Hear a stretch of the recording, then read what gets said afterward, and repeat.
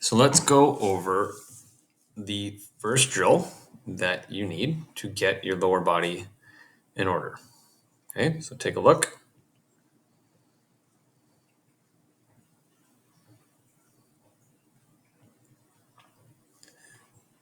Looks simple enough. All right, same thing on the way back. So this is a drill that I see a lot of people do, and a lot of people do it wrong. So let's talk about how it's done.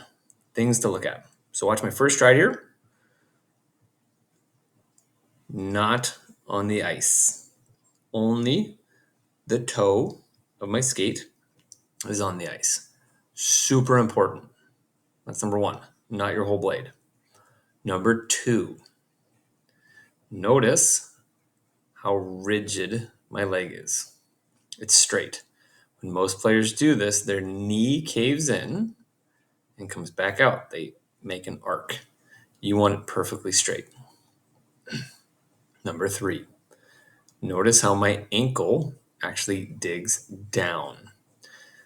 When you're tracking your foot, I want you to use your muscles to dig this toe into the ice as hard as you can, because we're going to modify this drill a little bit for you. So to recap, number one, only the toe drags on the ice. Number two, make sure your leg is nice and stiff, creating it out. Should look like that. It should not be bowing down and in. Last but not least, dig your ankle into the ice, creating an arc into the ice to put that power and energy down. Number two, notice my stick. See how flat it's staying? It shouldn't be going that way or that way. It should be flat, right in front of your eyeballs. Number three, my palms are up. Kind of important, not super important, but palms are up, sticks in front of you. Now, for the nitty gritty. When I'm skating, we went over the back leg, right? Now notice how when I'm gliding, check out how I started here. There's my body.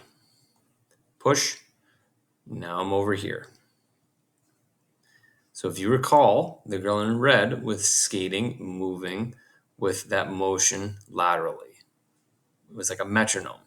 This is the start of that. Okay? Left and right. Okay? Right. So you're not going straight down a line. You're pushing literally that way, then that way. I want you to think about skating diagonally on this drill. I don't want you to be skating in a straight line. It's one of the first mistake people make. So we're pushing laterally. All right. Now, let's talk about the recovery first. When you recover your foot, right there, we should see a beautiful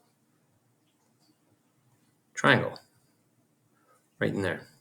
When your legs going out, when your foot coming underneath the center of your body.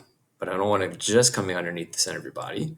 I want your recovery foot touching your other foot on the ankle, on your skate. I want you touching your skate blade on your other foot, specifically the toe of your skate blade onto your other foot, and not just the toe of your skate blade onto your other foot, your inside and your outside edge touching the skate.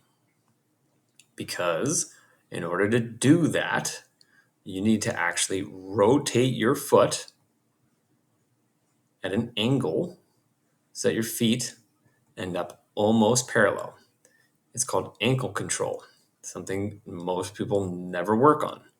You need to turn your foot so that your skate's parallel with this direction. Most likely the first time you do it, if you drew an arrow down your actual blade of your boot, it's going to be going directly into the ice. It's normal. You want it going that way. Okay? Hopefully you send me some videos of that and we can analyze that. Last but not least, all right, one of the things that you're going to do is most players will put their foot down here. So when you push on one leg, this leg's already on the ice. I want you to think about putting all your power into this foot, pushing off laterally, and then once this foot is done exploding and pushing off, then your glide leg can land, not before. So if you watch that again, now that foot touches the ice after this is almost done. But notice that left foot touches the ice about shoulder width apart.